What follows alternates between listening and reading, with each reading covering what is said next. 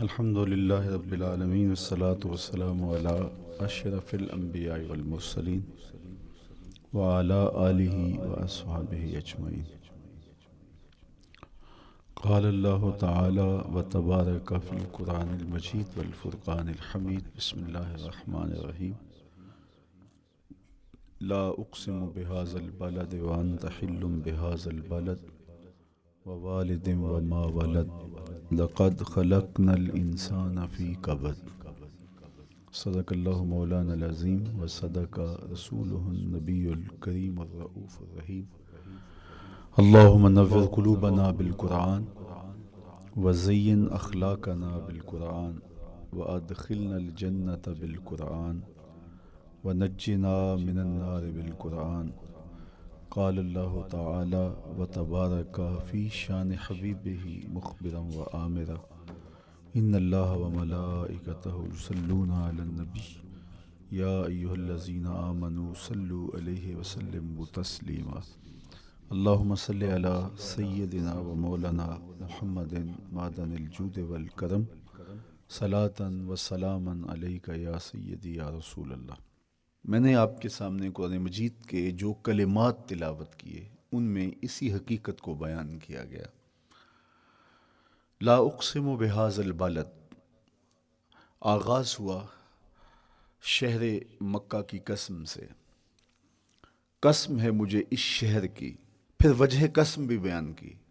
وَأَنْتَ حِلٌّ بِهَذَا الْبَلَدِ، مجھے اس شہر کی قسم اس لیے کہ محبوب اس شہر میں تو جو بستا ہے، تیرا بسیرا ہے اس شہر میں، اس شہر کی گلیوں نے تیرے قدم چومے ہیں اور تیرے انفاس کی مہک اس کی فضاؤں میں بسی ہے، اس لیے مجھے قسم کہ یہاں تم رہتے ہو۔ اللہ اکبر۔ علماء کے مابین اس بات پر اختلاف ہے کہ مکہ المکرمہ افضل ہے یا مدینہ النبی صلی اللہ علیہ وآلہ وسلم افضل ہے۔ ایک علمی اختلاف ہے۔ بعض نے کہا مکہ المکرمہ افضل ہے، دلائل دیے، بڑا وزن ہے دلائل میں۔ بعض نے کہا مدینہ رسول صلی اللہ علیہ وآلہ وسلم افضل ہے، دلائل دیے، بڑا زور ہے دلائل میں۔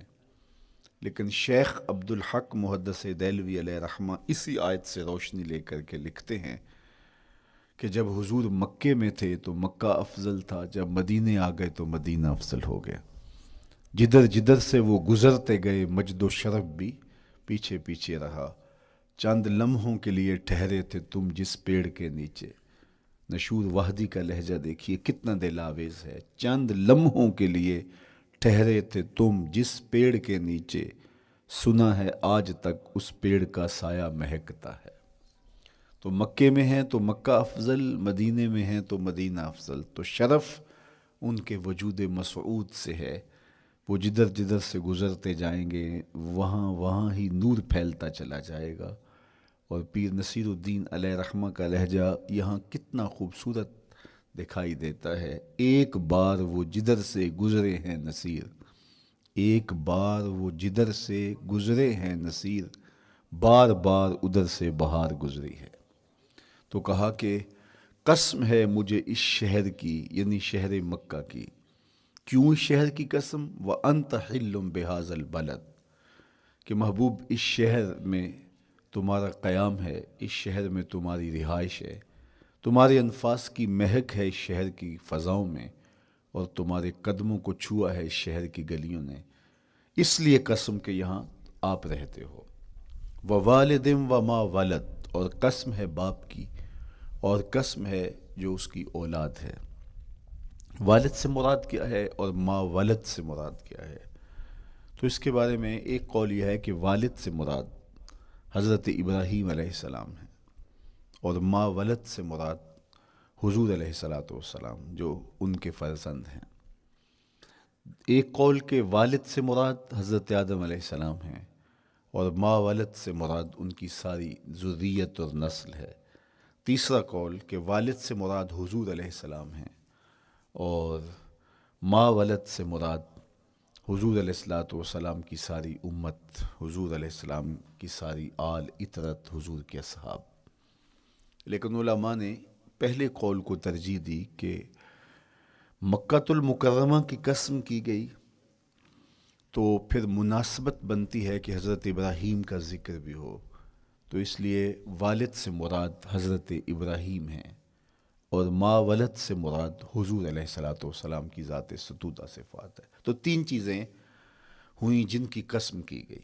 سب سے پہلے شہر مکہ کی قسم کی گئی، پھر حضرت ابراہیم علیہ السلام کی قسم کی گئی، اس کے بعد حضور علیہ الصلاۃ والسلام کے مبارک وجود کی قسم کی گئی. تین قسمیں کر کے کہا کیا گیا.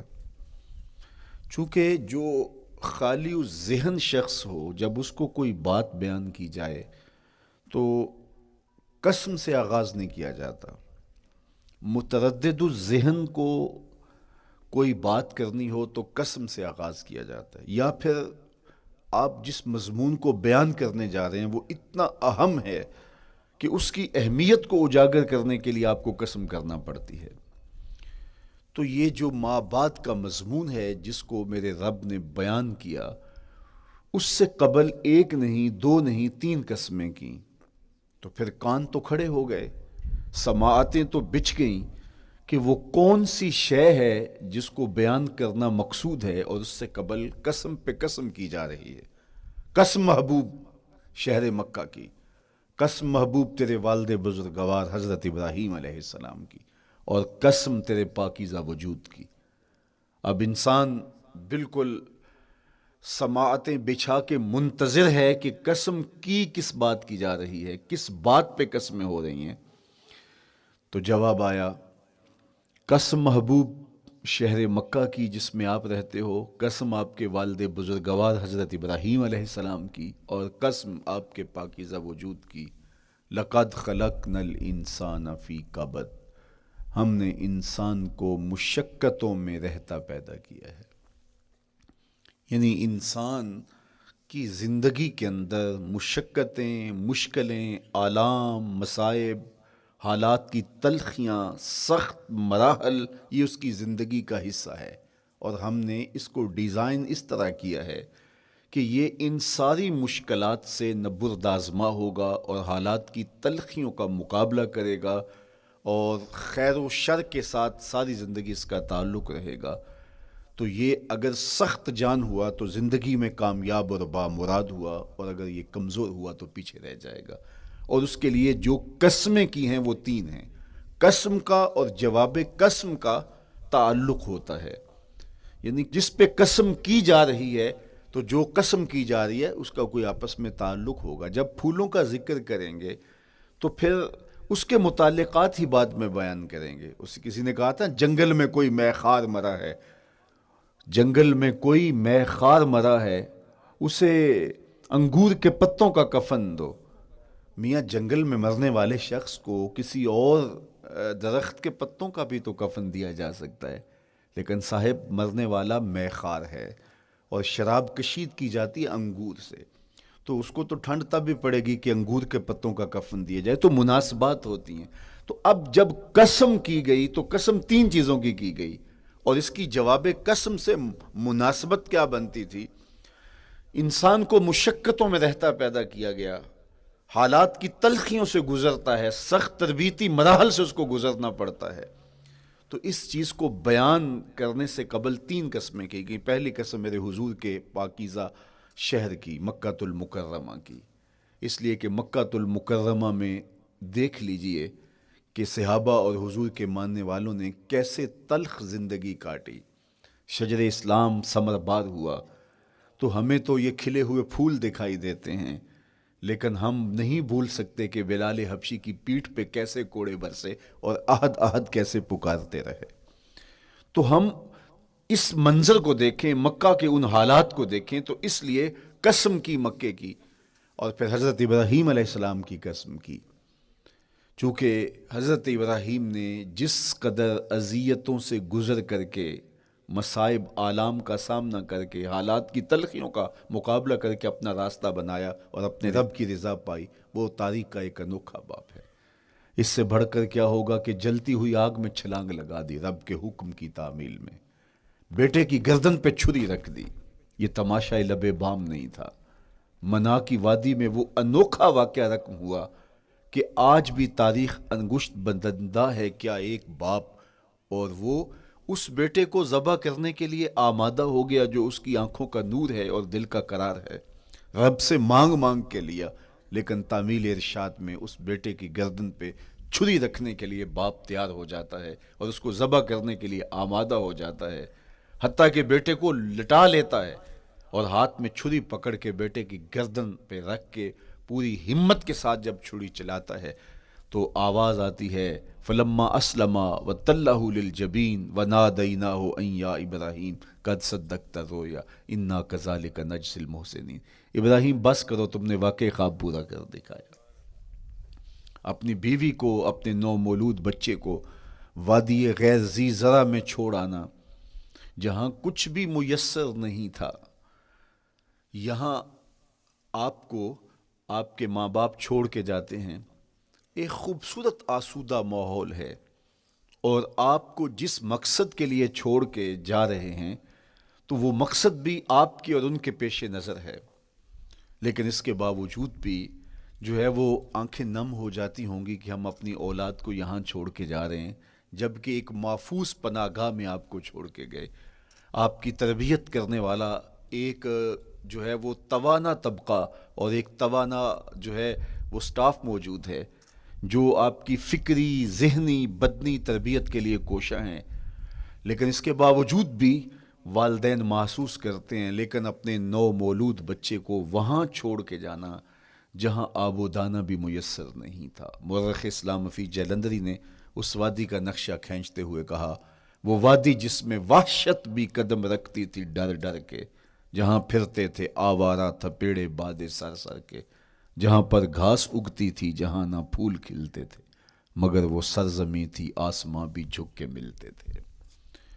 تو اس وادی میں چھوڑ کے آنا، حضرت ابراہیم نے جو امتحانات دیے، اس لیے ان کی قسم کی، چونکہ جواب قسم کا تعلق بنتا ہے تو قسم ابراہیم کے پاکیزہ وجود کی کہ جنہوں نے دکھ سہے، تکالیف آلام گوارا کی، لیکن پائے ثبات میں لغزش نہیں آنے دی. تیسری قسم میرے حضور کے پاکیزہ وجود کی. فرمایا جتنے دکھ مجھے دیے گئے، جتنی اذیتیں مجھے پہنچائی گئیں، اتنی کسی کو نہیں دی گئیں. پیدا ہوئے تو حضور کے باپ کا سایہ سر پہ نہیں تھا. پھر اس کے بعد حضور مختلف مراحل سے گزرے. 6 سال کی عمر میں ماں کا انتقال ہو گیا. جب راہ حق میں لوگوں کو دعوت رشد و ہدایت دینے نکلے تو جو لوگوں کے رویے تھے اور جو اذیتیں لوگوں نے پہنچائیں وہ ایک الگ باب ہے. مکے کی گلیوں سے لے کے طائف کے بازاروں تک جن اذیتوں سے میرے حضور گزرے. ام المومنین سیدہ عائشہ رضی اللہ تعالیٰ عنہ فرماتی ہیں، ایک دن حضور کی بارگاہ میں حاضری تھی تو ہم نے عرض کیا حضور کیا احد کے دن سے سخت دن بھی زندگی میں کبھی گزرا ہے؟ صحابہ کی نظر میں اس دن سے سخت دن کبھی زندگی میں نہیں آیا، اس لیے کہ جب 70 صحابہ کی لاشیں پڑی تھیں، حضور کے چچا حضرت امیر حمزہ شہید کر دیے گئے، اور نہ صرف انہیں شہید کیا گیا، ان کا مسئلہ کیا گیا، اعضائے بدنیاں کاٹ دیے گئے، ناک کاٹ لی گئی، زبان کاٹ لی گئی، بدن چیر کے کلیجہ نکالا گیا، اور پھر ان اعضاء کا ہار پرویا گیا، اور ہندا نے گلے میں ڈال کے رقص کیا، آنکھوں میں نیزے چبھوئے گئے. تو یہ دردناک دن تھا. تو حضور کے سر انور پہ سفید رنگ کی پٹی بندھی تھی اور چشمان رحمت میں آنسو تھے، اور بار بار فرماتے تھے ما فعل امی، میرے چچا کی کہانی سناؤ. تو یہ دردناک دن تھا جو صحابہ نے اپنی آنکھوں سے دیکھا. تو انہوں نے کہا حضور کیا احد کے دن سے سخت دن بھی کبھی زندگی میں آیا؟ ان کا خیال تھا کہ حضور فرمائیں گے ہاں یہ میرا زندگی کا مشکل ترین اور سخت ترین دن تھا. لیکن حضور نے فرمایا ہاں عائشہ، جب طائف کے بازاروں میں تیری قوم نے مجھے پتھر مارے تو یہ دن احد کے دن سے بھی سخت تھا. حضور ان کے 3 سرداروں کے پاس پیغام حق لے کے گئے، لیکن انہوں نے آگے سے جو رویہ اختیار کیا وہ اتنا اذیت ناک تھا. حضور نے فرمایا کہ ٹھیک ہے، میں تمہاری خیر خواہی کا جذبہ لے کے تمہارے تک پہنچا ہوں، تم نے میری دعوت کو قبول نہیں کیا، تمہاری مرضی، تمہارا مقسوم. چلو اب یہ بات میرے اور تمہارے درمیان رہنی چاہیے، اس بات کو راز رہنا چاہیے، اہل مکہ تک یہ بات نہ پہنچے. انہوں نے کہا ہم کیوں راز رکھیں، بلکہ اوباشوں کے ہاتھ میں پتھر دے دیے. اور حضور جب واپس ہونے لگے تو وہ حضور کے پاؤں پہ سنگزنی کر دے. हुजूर अपना एक पाँव उठाते तो दूसरे पाँव पे मारते। शिद्दत दर्द और एहसास कर्ब से हुजूर बैठ जाते तो उनके गुंडे दाएं बाएं से बढ़ते और कंधों से पकड़ के हुजूर को उठाते और मश्क संगजनी करते। नालैन खून से भर गए, लख्त लख्त जख्मी हुआ। अल्लाह अकबर, क्या दर्दनाक लम्हे थे, क्या तकलीफ भरी घड़ियाँ थी। तो कहा कि जब ताइफ के बाज़ारों में तेरी कौम ने मुझे पत्थर मारे तो ये दिन उहद के दिन से भी सख्त था। अच्छा, जब हुजूर पर इस तरह आलाम व मसाइब टूट पड़े तो हुजूर के साथ जो सहाबा थे उन्होंने कहा हुजूर इनके लिए बद्दुआ कर दीजिए। तो मेरे हुजूर बोले मैं रहमत बन के आया हूँ, मैं रहमत बन के आया हूँ। अल्लाह अकबर। उनका तकाजा पहम बढ़ा तो हुजूर के हाथ उठ गए और फिर हुजूर ने जो कहा सुनिए, अल्लाह महद कौमी फ़इन्नहुम ला याक़िलून।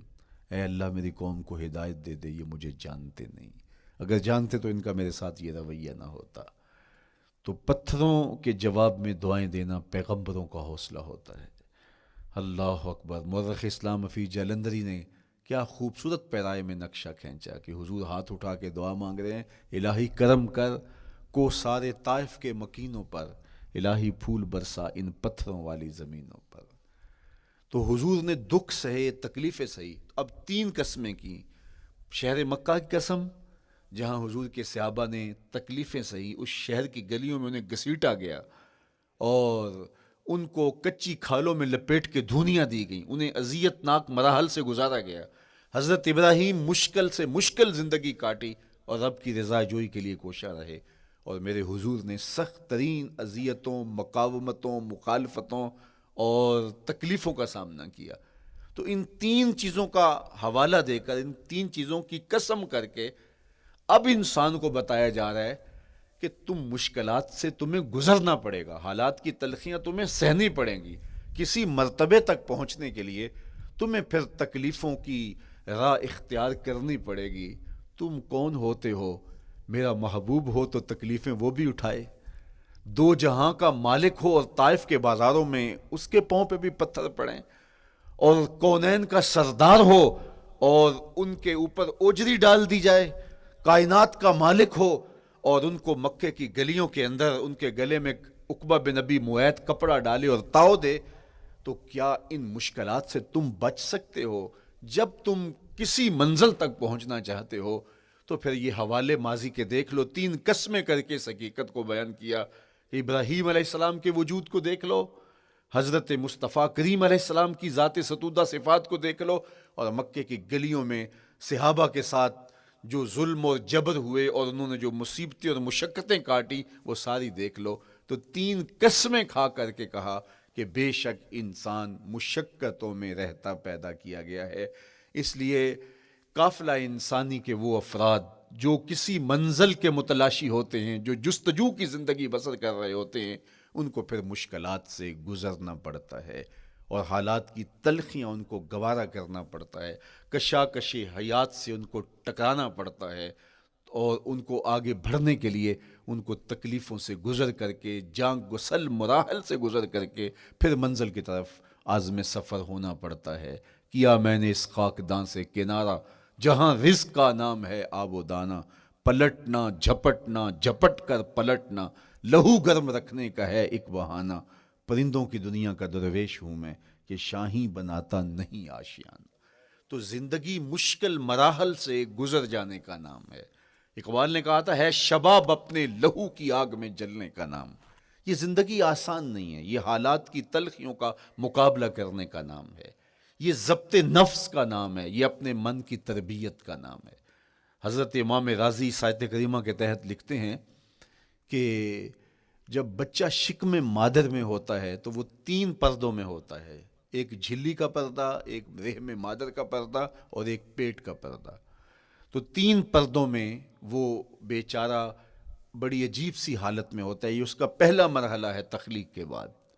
उसके बाद पैदाइश का दूसरा मरहला है। ये जच्चा बच्चा दोनों के लिए मौत व हयात के मरहले होते हैं। उसके बाद वो पैदा हुआ, इस दुनिया पे आया, तो उसकी मुश्किल क्या है? ज़ुबान है, बोलना नहीं जानता, देखता है, पहचान नहीं सकता, सुनता है, समझ नहीं सकता, हाथ हैं, पकड़ नहीं सकता, टांगे हैं, चल नहीं सकता। کتنی مشکل بن گئی. یہ سب کچھ چیزیں ہونے کے باوجود بھی وہ بے بس دکھائی دیتا ہے. اس کو دودھ مانگنے کے لیے بھی رونا پڑتا ہے.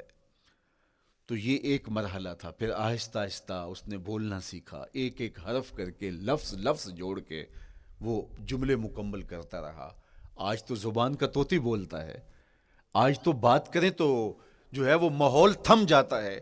لیکن انسان ذرا پلٹ کے آغوش مادر میں تیری ماں نے ایک ایک حرف تجھے سکھایا تھا, ایک ایک لفظ تجھے سکھایا تھا, لفظ لفظ کر کے, حرف حرف کر کے جملے بنے.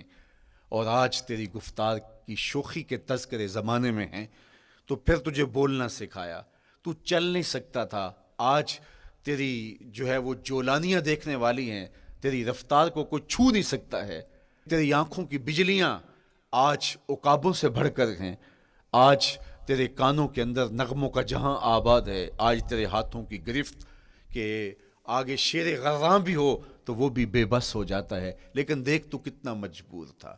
اچھا چلو وہاں سے آگے آئے, پھر زندگی کو سیکھنا پڑتا ہے, آداب سیکھنے پڑتے ہیں, کس سے کیا بات کرنی ہے سیکھنا پڑتا ہے. آگے بڑھے, جوانی کی دہلیز پہ پہنچے. جوانی انسان کی زندگی کا بانکپن ہوتا ہے, عروج ہوتا ہے. اللہ اکبر. لیکن جوانی کو تقدس معاب رکھ کے منزل تک پہنچانا یہ سب سے مشکل مرحلہ ہوتا ہے. چونکہ جذبات بے قابو ہیں, خواہشیں آوارہ ہیں, اور تا حد نظر نظارے ہی نظارے جو دل کو کھینچتے ہیں. اب اپنے تقدس کو جو شخص محفوظ رکھے, کائنات میں سب سے قیمتی جوہر حضرت انسان کا اس کی عصمت کا جوہر ہے, اور سب سے حسین چہرہ وہ ہے جو جنسی کالک سے اپنے آپ کو بچا لے. تو جوانی ہو, بانکپن ہو, اور پھر اپنی خواہشات کو بے قابو نہ ہونے دیا جائے, سب سے مشکل مرحلہ پوری زندگی میں یہ آتا ہے. کسی نے کہا تھا کتاب زیست کا ایک اور باب بیت گیا, شباب بیت گیا, ایک عذاب بیت گیا.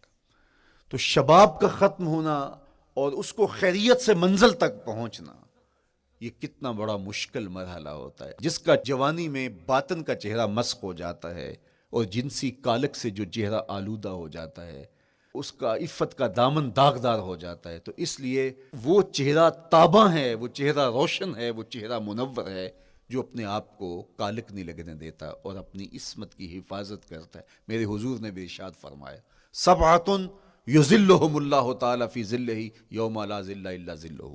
7 اشخاص ایسے ہیں قیامت کے دن جب کوئی سایہ نہیں ہوگا, اللہ ان کو اپنے عرش کا سایہ عطا کرے گا. ان میں سے پہلا شخص امام عادل, عادل حکمران. دوسرا شخص وشاب نشأ فی عبادت اللہ, وہ جوان جس کی جوانی اللہ کی عبادت میں بسر ہوئی. تیسرا وہ شخص ورجل قلبہ معلق بالمساجد, وہ شخص جس کا دل مسجد میں لگتا ہے, مسجد میں جمتا ہے. اور چوتھا شخص ورجل دعته امرأة ذات منصب وجمال فقال انی اخاف اللہ, وہ شخص جس کو دعوت گناہ ملی اور حسن قدموں میں بچھنے کے لیے بےتاب ہوا, اور اس نے کیا کہا, انی اخاف اللہ, میں اللہ سے ڈرتا ہوں, میرا اللہ مجھے دیکھ رہا ہے. میرے حضور نے فرمایا قیامت کے دن جب کوئی سایہ نہیں ہوگا, اللہ اس کے اوپر اپنے عرش کا سایہ تان دے گا, جو اپنی عصمت کے جوہر کو بچا گیا. تو یہ ایک مشکل مرحلہ تھا, اپنی جوانی کے تقدس کی حفاظت کرنا. میرے حضور نے ارشاد فرمایا انا حبیب اللہ, میں اللہ کا حبیب ہوں. جو جوان جوانی میں توبہ کرتا ہے وہ بھی اللہ کا حبیب ہے. کتنا بڑا اعزاز ہے اور کتنا بڑا کمال ہے جو شخص کو ملتا ہے جو جوانی میں اپنی عصمت کے تقدس کی حفاظت کرتا ہے, اپنی آبرو پہ پہرا دیتا ہے, اپنی نظروں کی حفاظت کرتا ہے, اپنی سوچوں کو آوارہ نہیں ہونے دیتا, اپنے خیالوں کو بھٹکنے نہیں دیتا, اپنی خواہشات کو بے قابو نہیں ہونے دیتا. تو یہ مشکل ترین لمحہ تھا. اس کے بعد امام راضی کہتے ہیں اب شادی کا مرحلہ ہوا, تو پہلے خود اپنی ذمہ داری تھی, اب کسی کا بوجھ بھی اٹھانا پڑا, یہ اگلی مشکل آ پڑی. پھر بچے ہوئے تو پھر اپنی زندگی تو ختم ہو گئی, پھر ساری زندگی, پھر بڑھاپے میں چلے جائیں, ارذل العمر تک چلے جائیں, یہ ساری زندگی مشکلات مشکلات. لقد خلقنا الانسان فی کبد. تو ہمیں عملی طور پہ مشکلات کے مقابلے کے لیے تیار ہونا چاہیے. دیکھیے ہم جب شکار کرنے جاتے ہیں اور وہ خطرناک جنگل ہو جس میں شیر، بھیڑی اور دیگر جانور بھی ہوں، تو پھر ہم حفظ ما تقدم کے طور پہ سب کچھ ساتھ لے کے جاتے ہیں اور اس انداز سے جاتے ہیں کہ ہمارے اوپر اگر کوئی حملہ ہو تو بچاؤ کی یہ تدبیر ہو. تو ہم عملی طور پہ اس کے لیے خود تیار ہوتے ہیں، تو پھر کوئی ہونے والا حملہ غیر متوقع نہیں ہوتا اور ہم اس کے لیے اپنے آپ کو مستعد اور فعال پاتے ہیں.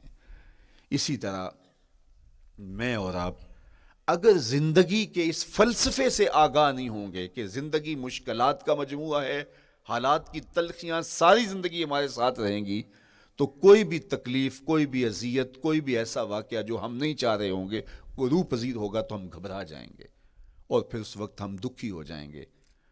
اس لیے ہمیں یہ قرآن نے سکھایا ہے کہ تم عملی طور پہ زندگی کی سختیوں کا مقابلہ کرنے کے لیے آمادہ اور تیار ہو جاؤ. قرآن مجید میں جو صبر کا لفظ ہے اس کا مفہوم یہ ہے کہ حالات کی جو تلخیاں تمہارے اوپر آتی ہیں، وہ غربت بھی ہو سکتی ہے، وہ بیماری بھی ہو سکتی ہے، وہ لوگوں کی عداوت اور دشمنی بھی ہو سکتی ہے، وہ اور بہت ساری چیزیں ہوتی ہیں، وہ جنگوں کی حالت کا بپا ہو جانا اور تمہارا دشمنوں کے نرغے میں گر جانا، یہ سب کچھ ہو سکتا ہے. تو اس کے اوپر استقامت کے ساتھ تم کھڑے رہو اور تم ان کو برداشت کرنے کی اپنے اندر ہمت اور حوصلہ رکھو، تو پھر وہ تمہارا صبر ہوگا. اور یہ قوت اگر تمہارے اندر پیدا ہو جاتی ہے تو پھر تمہاری زندگی آسان اور سوکھی ہو جاتی ہے. لیکن اگر یہ دولت تمہیں نصیب نہیں ہوتی تو پھر ساری زندگی دکھوں اور شکووں سے بھری رہتی. اس لیے ہمیں یہ چیز سیکھ لینی چاہیے کہ زندگی نام ہی مشکلات سے نہ برد آزما رہنے کا ہے.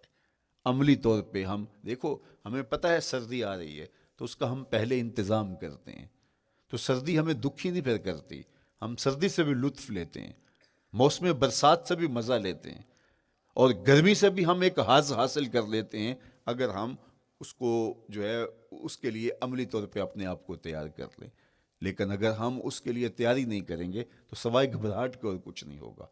تو مجھے اور آپ کو عملاً اپنے آپ کو اس بات کے لیے آمادہ کرنا پڑے گا کہ زندگی ان حالات کی تلخیوں سے ٹکرانے کا نام ہے اور ساری زندگی ہمیں ان مراحل سے گزرتے رہنا پڑے گا. اور قرآن نے جو ہے وہ 3 قسمیں کر کے، اور 3 قسمیں بھی شہر مکہ کی اور محبوب کریم کے پاکیزہ وجود اور جناب ابراہیم علیہ الصلوۃ والسلام کی، تاکہ تمہیں پتہ چلے جب ان کو بھی ان مراحل سے گزرنا پڑا میں اور آپ کیا بیچتے ہیں. اس لیے ہمیں اپنی زندگی کو ان راہوں پہ ڈالتے ہوئے صبر اور استقامت، اب صبر اور استقامت کی دولت ہمیں کیسے نصیب ہوگی، یہ دولت کس طرح، یہ قوت راسخہ ہمارے اندر کیسے پیدا ہوگی اور کس طرح ہمارے من کے اندر یہ چیزیں سمائے گی.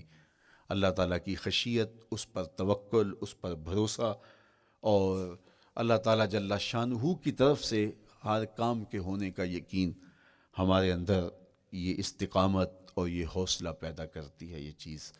اس لیے مجھے اور آپ کو اپنی پوری زندگی میں اس عمل سے گزر کر کے اپنے آپ کو مضبوط ترین صورتحال میں لا کے کھڑا کرنا پڑے گا، اور یہی زندگی کا جمال ہے. تو اب پھر دیکھیے قرآن کیا کہہ رہا ہے. لا اقسم بہذا البلد وانت حل بہذا البلد ووالد وما ولد، 3 قسمیں کی. اس کے بعد ارشاد فرمایا لقد خلقنا الانسان فی کبد، ہم نے انسان کو مشکلوں میں، مصائب میں، آلام میں رہتا ہوا پیدا کیا. کہتے ہیں جب حضرت انسان کی تخلیق ہوئی تو اس کا خمیر جب گویا جا رہا تھا تو اس کے اوپر 39 دن تک آزمائشوں کی، دکھوں کی، تکلیفوں کی بارش ہوئی، اور ایک دن خوشیوں اور مسرتوں کا می برسا. تو انسان کی زندگی کے اندر حالات سے ٹکرانا اور دکھوں کو سہنا اور دکھوں سے مقابلہ کرنا یہ سیکھنا پڑے گا، اور جب انسان اس کو عملی طور پہ سیکھ جائے گا تو پھر زندگی کا جمال اور زندگی کا حسن نصیب ہوگا. دوسری بات، ہمیں اپنی زندگی میں 7 چیزوں کو اپنا اصول بنا لینا چاہیے، اور یہ 7 چیزیں وہ ہیں جو ہماری زندگی کو ایک خوبصورت سانچے میں ڈھال کر کے ہمیں ایک پاکیزہ اور ستھرا انسان بنا دیتی ہیں. پہلی چیز، التمسک بکتاب اللہ، اللہ کی کتاب سے جڑ جانا، وابستہ ہو جانا۔ جب ہم کتاب اللہ سے وابستہ ہو جائیں تو پھر ہمارے باطن کی اور نفس کی تربیت ہوتی ہے، اور پھر ہم وہ مطلوب انسان بنتے ہیں جو ہمارا رب ہم سے تقاضا کرتا ہے۔ تو اس لیے ہمیں اپنی زندگی میں اس چیز کو لازم کر لینا چاہیے کہ ہمارا کوئی بھی دن قرآن مجید کی تلاوت کے بغیر نہ گزرے۔ اپنے دن کا آغاز قرآن مجید کی تلاوت سے کیجیے۔ سورہ یاسین سے جو اپنے دن کا آغاز کرتا ہے، سارا دن اللہ کی امان میں رہتا ہے، اس کی حفاظت میں رہتا ہے۔ اور اپنی شب کا آغاز سونے سے پہلے سورہ الملک کی تلاوت کریں، آپ ساری شب اللہ کی امان میں، اس کی حفاظت میں رہیں گے۔ اور قرآن مجید کو سمجھ کر اس کے مفاہیم و مطالب کے ساتھ ایک رکوع کم از کم پوری زندگی، اپنی زندگی کے نصاب میں آپ کتنا وقت مختلف امور کے لیے سر انجام دیتے ہیں۔ یہ کتاب انسانی ہدایت کے لیے، انسانی تربیت کے لیے، اس سے کوئی اور بہتر اور مؤثر جو ہے وہ نصاب نہیں ہو سکتا ہے۔ انسان سازی کا بہترین ذریعہ ہے یہ کتاب، اور اس کتاب کے ذریعے سے جو ہے وہ انسان پستیوں سے اٹھ کے بلندیوں تک جا پہنچتا ہے۔ اقبال نے تو کہا کہ گر تمی خواہی مسلمان زیستن، نیست ممکن جز بقرآن زیستن۔ اگر تو مسلمان بن کے جینا چاہتا ہے تو قرآن کے بغیر ایک قدم بھی نہیں چل سکتا۔ تو آگے چل کے اسی نظم میں کہا کہ فاش می گوئم آنکھ در دل مزمرست، این کتاب نیست چیزیں دیگرست۔ اگر میں کھل کے بیان کر دوں جو میرے سینے میں چھپا ہے تو میں تجھے بتا دوں کھل کے، یہ کتاب نہیں، یہ کوئی اور ہی شے ہے۔ کن لوگوں کو کہاں سے اٹھایا اور یہ کتاب کہاں تک لے گئی، جو باہمی جنگ و جدل میں الجھے ہوئے تھے اور حرف شناس بھی نہیں تھے، جو سواد آشنا بھی نہیں تھے، پھر انہوں نے جو ہے وہ روما کی سلطنت بھی الٹ کے رکھ دی۔ یہ کرشمہ تھا اس کتاب کا، جس نے زندگی کا جمال ان کی روحوں کے اندر پیدا کر دیا۔ تو میں اور آپ اپنی زندگی میں قرآن مجید سے کبھی بھی دور نہ ہوں۔ روزانہ کی بنیاد پہ آپ تلاوت کلام مجید اپنی زندگی میں شامل رکھیں۔ انشاءاللہ اس کے اجالے دنیا میں اور آخرت میں آپ اپنی آنکھوں سے مشاہدہ کریں گے۔ حضرت امام احمد بن حنبل فرماتے ہیں، میں نے رب سے کہا کہ مجھے اپنا قرب عطا کر۔ آواز آئی، میرا قرب چاہتے ہو تو قرآن پڑھا کرو۔ یہ رب کی قربت کی بھی ضمانت ہے اور ضبط نفس اور باطن کی تربیت کا بھی ذریعہ ہے۔ اچھا، دوسری بات، والاقتداء بسنت رسول اللہ صلی اللہ علیہ وآلہ وسلم۔ ہمارے لیے بہترین نمونہ ہمارے حضور علیہ الصلوۃ والسلام کی زندگی ہے، حضور کے دیا ہوا نظام حیات ہے، جس پر حضور نے خود عمل کر کے دکھایا۔ میرا عشق رسول، میری محبت رسول اس بات کا تقاضا کرتی ہے کہ میں ان کے طریقہ حیات کے مطابق اپنی زندگی گزاروں۔ اسلام دعوے کی بات نہیں کرتا، دلیل ہم سے مانگتا ہے۔ آج میں کہتا ہوں میں عاشق رسول ہوں، اور اتنا بڑا عاشق رسول ہوں کہ میرے جیسا زمانے میں دوسرا کوئی نہیں۔ میرے جذبات ایسے دکھائی دیتے ہیں، آسمان کو چیر دوں گا اور زمین کو پھاڑ دوں گا، لیکن ہمسایوں کے ساتھ میرا سلوک بتاتا ہے کہ میں عاشق رسول نہیں ہوں۔ دوستوں کے ساتھ میرا رویہ بتاتا ہے کہ میں عاشق رسول نہیں ہوں۔ میں کسی سے وعدہ کرتا ہوں اور پھر اس پہ پورا نہیں اتر پاتا، تو صاحب پھر آپ عاشق رسول نہیں ہیں، آپ کچھ اور ہیں۔ عشق رسول تو یہ ہے کہ میرے محبوب علیہ السلام نے کسی سے عہد کیا ہے کہ تمہارے آنے تک میں یہاں کھڑا ہوں، اور وہ جا کے بھول جاتا ہے، اور میرے حضور 3 دن وہاں منتظر رہتے ہیں۔ وہ اچانک گزرا اور دیکھا تو حضور علیہ الصلوۃ والسلام کھڑے ہیں، تو خود پریشان ہوا۔ صرف اتنی بات اسے کہی، صاحب تو نے مجھے مشکل میں ڈال دیا، تو نے مجھے مشقت میں ڈال دیا۔ عہد کیا ہے تو پھر اس کی پاسداری نبھا کے دکھائی۔ اللہ اکبر! میں اگر حضور سے محبت کرنے والا ہوں تو میرا رویہ بتائے کہ میں عاشق رسول ہوں۔ میری زبان پہ جھوٹ نہیں بول سکتی۔ آپ سے پوچھا گیا کہ مومن بزدلی کر سکتا ہے؟ کہا نہیں، بہادر ہوتا ہے، لیکن ہو سکتا ہے کبھی اس سے بزدلی سرزد بھی ہو جائے۔ پھر پوچھا گیا کہ مومن بخیل ہو سکتا ہے؟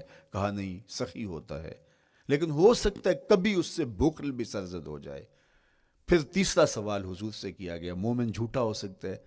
فرمایا جھوٹا نہیں ہو سکتا، یہ پکی بات ہے کہ مومن جھوٹ نہیں بول سکتا۔ میں اور آپ اپنے رویوں میں دیکھیں کہ ہم کھڑے کہاں ہیں۔ آج ہم ان جگہوں پہ بھی جھوٹ بولتے ہیں جہاں جھوٹ بولنا ہماری مجبوری بھی نہیں ہوتی۔ چونکہ یہ ہماری فطرت ثانیہ اور عادت بن چکا ہے، اور ہم اس کو برا ہی نہیں سمجھتے، جبکہ جھوٹ جب کوئی شخص بولتا ہے، حدیث پاک میں آتا ہے اس کے منہ سے بدبو نکلتی ہے، رحمت کے فرشتے 1 میل دور ہٹ جاتے ہیں اس سے۔ اور سویر سے شام تک جب ہمارے معمولات یہ ہوں تو پھر ہم کہاں کھڑے ہیں اور رحمت کے فرشتے کہاں کھڑے ہیں؟ تو حضور علیہ الصلوۃ والسلام کی سنت کا اتباع حضور کی محبت کی دلیل ہوگی۔ امام قرطبی نے لکھا ہے، اللہ کی محبت کا کوئی دعویٰ کرے تو کیا دلیل ہوگی کہ یہ واقعی محب الہی ہے؟ تو کہا اللہ سے محبت کا دعویٰ کرنے والے کے لیے دلیل یہ ہے کہ وہ قرآن سے پیار کرے۔ قرآن سے پیار اور قرآن سے محبت کی دلیل یہ ہے کہ حضور کا پیار سینے میں رکھے۔ حضور سے محبت کی دلیل یہ ہے کہ سنت رسول سے پیار کرنے والا ہو، اور سنت رسول سے پیار کرنے کی دلیل یہ ہے کہ بدعات سے اجتناب کرنے والا ہو۔ ہر وہ طریقہ جو میرے حضور نے نہیں دیا اس کو اختیار نہ کرے، اس طریقے کو اختیار کرے جو حضور علیہ الصلوۃ والسلام کا عطا کرتا ہے۔ تیسری بات، عقل الحلال۔ یہ وہ بنیادی اصول ہیں جو ہماری زندگیوں میں اتر جانے چاہیے، اور ہم ایک صالح اور خوبصورت انسان بن کے اس معاشرے کا حصہ بن سکتے ہیں۔ عقل حلال زندگی میں شامل ہو تو زندگی کو جمال نصیب ہوتا ہے، اور باطن اور ظاہر کو طمانینت نصیب ہوتی ہے۔ اگر رزق پاک نہیں ہے تو آپ کعبے بھی جائیں تو وہاں بھی آپ محروم پلٹیں گے۔ میرے حضور علیہ الصلوۃ والسلام نے فرمایا، ایک بندہ لمبا سفر کر کے گیا، اشعث اغبر کے لفظ ہیں کہ اس کے بال بکھرے ہوئے ہیں، سفر کی گرد پڑی ہوئی ہے، اور لباس بھی پھٹا ہوا ہے، شکستہ حالت، پراگندہ صورت، اور کھڑا ہے کعبۃ اللہ کے سامنے، یمد یدیہ، دونوں ہاتھ لمبے کر کر کے دعا مانگ رہا ہے، اور کیا کہتا ہے؟ اے اللہ، وَمَطْعَمُهُ حَرَامٌ وَمَشْرَبُهُ حَرَامٌ وَمَلْبَسُهُ حَرَامٌ وَغُذِّيَ بِالْحَرَام۔ فرمایا اس کا کھانا حرام کا ہے، اس کا پینا حرام کا ہے، اس نے جو لباس پہنا ہے وہ حرام کا ہے۔ میرے حضور فرماتے ہیں، بتاؤ اس کی دعا کیسے قبول ہوگی؟ اب لمبا سفر کاٹ کے حرم کعبہ میں پہنچے، غلاف کو پکڑ پکڑ کے دعائیں کر رہا ہے، لمبے لمبے ہاتھ کر کے دعائیں مانگ رہا ہے، ملتزم سے لپٹا ہوا ہے، حتیم میں سجدہ ریز ہو کے رو رو کے دعائیں مانگ رہا ہے، لیکن دعا قبول نہیں ہوتی۔ کیوں؟ اس لیے کہ اس کے پیٹ میں لقمہ حرام کا ہے، اس کے بدن پہ لباس حرام کا ہے۔ تو اسلام نے جتنا زور حلال کمانے، حلال کھانے اور حلال اختیار کرنے پر دیا ہے، تو ایک مومن اگر اسلام کے مبادیات سے بھی آگاہ ہو تو اس کی تو زندگی کے اندر جو ہے وہ حرام گھس ہی نہیں سکتا ہے، بلکہ وہ مشکوک سے بھی اجتناب کرے۔ چوتھی چیز، کف الاذی۔ اپنے آپ کو ایسا بناؤ کہ تمہارے وجود سے کسی کو ضرر اور تکلیف نہ پہنچے۔ ہمارا اسلام تو ہمیں یہ بتاتا ہے کہ تم پیاز یا لہسن کھا کے مسجد میں نہ جاؤ کہ تمہارے منہ سے جو سمیل آتی ہے اس سے کسی کو تکلیف نہ پہنچے۔ تو یہ اسلام کی دی ہوئی تعلیمات ہیں کہ مسجد میں بھی جانا ہے تو اپنے آپ کو دیکھو کہ تمہاری حالت کیا ہے، تمہاری وجہ سے کسی کو تکلیف نہ پہنچے، تمہارے رویے اتنے خوبصورت ہوں، تمہارے ہمسائے بتائیں کہ یہ واقعی مسلمان ہے۔ مسلمان کی تعریف کی گئی، المسلم من سلم المسلمون من لسانہ و یدہ۔ مسلمان کون ہے؟ جس کے ہاتھ سے، جس کی زبان سے دوسرا مسلمان بھائی محفوظ ہے، تو وہ مسلمان ہے۔ اللہ اکبر۔ ہم یہ جو کہتے ہیں نا السلام علیکم، اس کو کہتے ہیں تحیت المسلم، مسلمان کا تحیت۔ تو اس میں اس کے معنی پہ غور کریں تو ہم اس کو ضمانت دے رہے ہوتے ہیں، السلام علیکم، تیرے اوپر سلامتی ہو۔ تو ہم اپنی جانب سے اسے ضمانت دیتے ہیں، میرے بھائی میری طرف سے تیری عزت، تیری جان، تیری آبرو سلامت ہے، اب میری جانب سے تو پریشان نہیں ہونا، میں تجھے سلامتی کی ضمانت دیتا ہوں۔ اور وہ آگے سے کیا کہتا ہے؟ وعلیکم السلام، میرے بھائی پھر میری جانب سے بھی تیرا سب کچھ محفوظ ہے۔ اگر سلام کا مفہوم اچھی طرح ہماری روحوں میں اتر جائے تو پھر ایسا ہو نہیں سکتا کہ ہم جس کو السلام علیکم کہہ دیں پھر اس سے ہم دھوکہ کریں، یا اس کی آبرو پہ حملہ آور ہوں، یا اس کے مال پہ حملہ آور ہوں جب السلام علیکم کہہ دیا۔ چونکہ جو ہمیں لفظ بولنے کے لیے کہا گئے ہیں اس کے پیچھے فلسفہ ہے لفظوں کا۔ یہ پھول ہیں، ان کو دیکھ کر سبحان اللہ کہنے کا کہا گیا ہے، پہاڑوں کو دیکھ کے اللہ اکبر کہنے کا کہا گیا ہے۔ پہاڑوں کو دیکھ کے سبحان اللہ کہہ دیں اور پھولوں کو دیکھ کے اللہ اکبر کہہ دیں، ایسا کیوں نہیں کہہ دیتے؟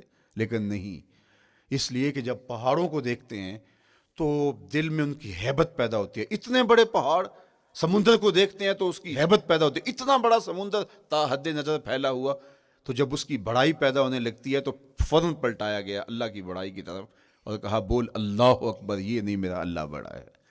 اور پھول کو جب دیکھا تو اس کی لطافت کی طرف الجھنے لگے، کتنا خوبصورت ہے، درزوں میں کیسے خوشبو بسی ہوئی ہے، کیسے رنگ ہیں، کیسے جمال ہیں، اللہ اکبر۔ وہ کیا کسی نے کہا تھا نا کہ درزوں کی لطافت میں خوشبو نے اماں پائی، گل چیرنے والے نے کس شان سے چیرا ہے۔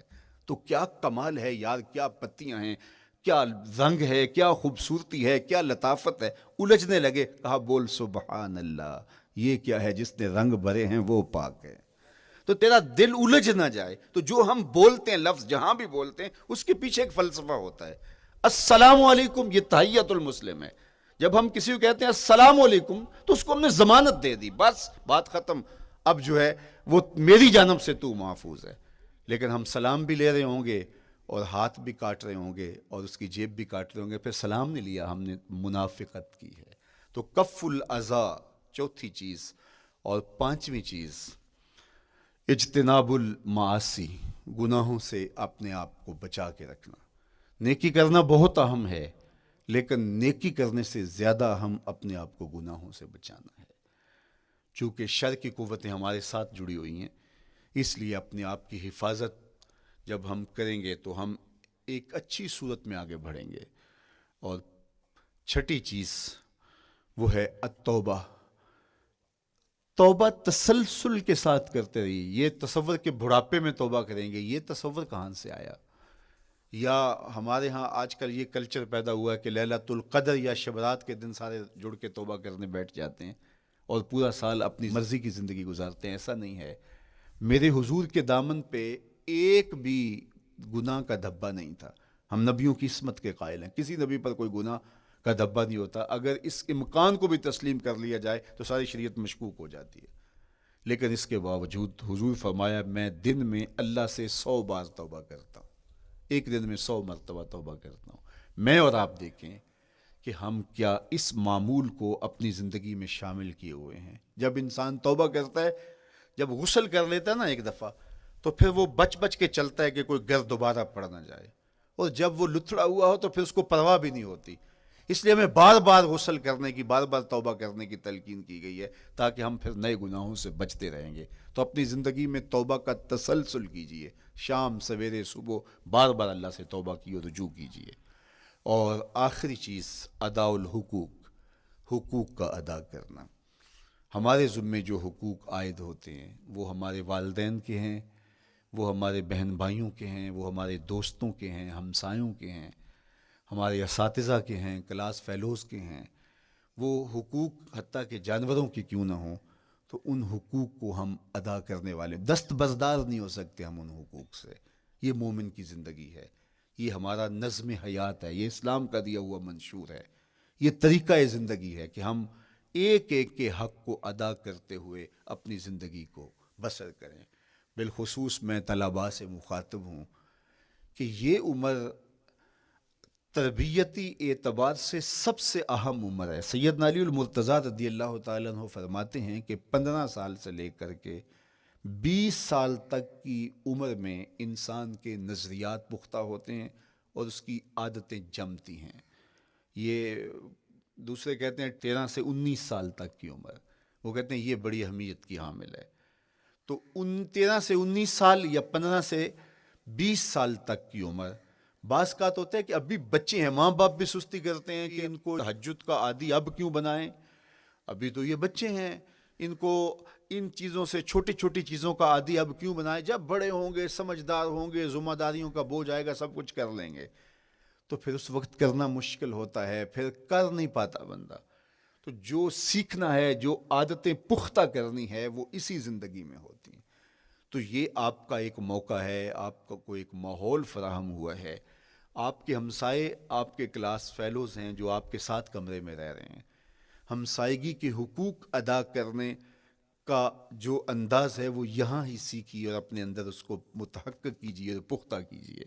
اسی طرح اپنے گفتگو کے لہجوں میں شائستگی، اپنے انداز کے اندر خوبصورتی اور اپنے رویوں کے اندر جمال پیدا کرنے کی کوشش کریں، اپنے آپ کو مؤثر بنائیں اور شریعت کے بتائے ہوئے اصولوں اور ضابطوں کے مطابق آپ جب زندگی کے چند دن گزار لیں گے، پھر زندگی گزارنے کا نشہ آنے لگ جائے گا. چونکہ جب ہم اپنی خواہش کی زندگی گزارتے ہیں تو پھر ہم خود بے چین اور مضطرب ہوتے ہیں، اس لیے کہ ہمیں اس طرح زندگی گزارنی چاہیے جس طرح ہمارے رب نے ہمیں بتایا ہے. آپ کوئی بھی مشین خریدتے ہیں، کوئی بھی چیز لیتے ہیں تو اس کے ساتھ چھوٹی سی بک دیتے ہیں آپ کو، اس کا طریقہ استعمال بتاتے ہیں کہ اس کو یوں استعمال کرو گے تو دیر پا اس کے فوائد حاصل کرو گے. اگر یہ مائک ہم اس طرح استعمال نہیں کرتے، اپنی خواہش سے استعمال کریں گے تو پھر نتیجہ کیا ہوگا کہ تھوڑے دنوں کے بعد جو ہے وہ خرابی کی طرف سلسلہ چلے گا. اس طرح یہ وجود جس پاکیزہ ذات نے بنایا ہے، اس نے ہمیں بتایا ہے کہ اس کو استعمال کیسے کرنا ہے اور اس زندگی کو کیسے گزارنا ہے.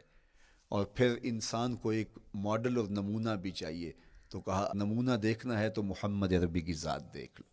ادھر دیکھتے جاؤ اور زندگی گزارتے جاؤ، دیکھنا تمہاری زندگی کتنی خوبصورت اور کتنی پروقار گزرتی ہے.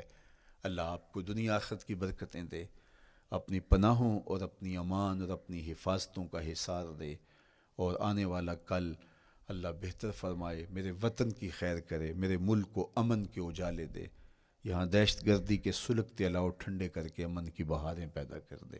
کی محمد سے وفا تو نے تو ہم تیرے ہیں، یہ جہاں چیز ہے کیا لوح و قلم تیرے ہیں. وآخر دعوانا ان الحمدللہ.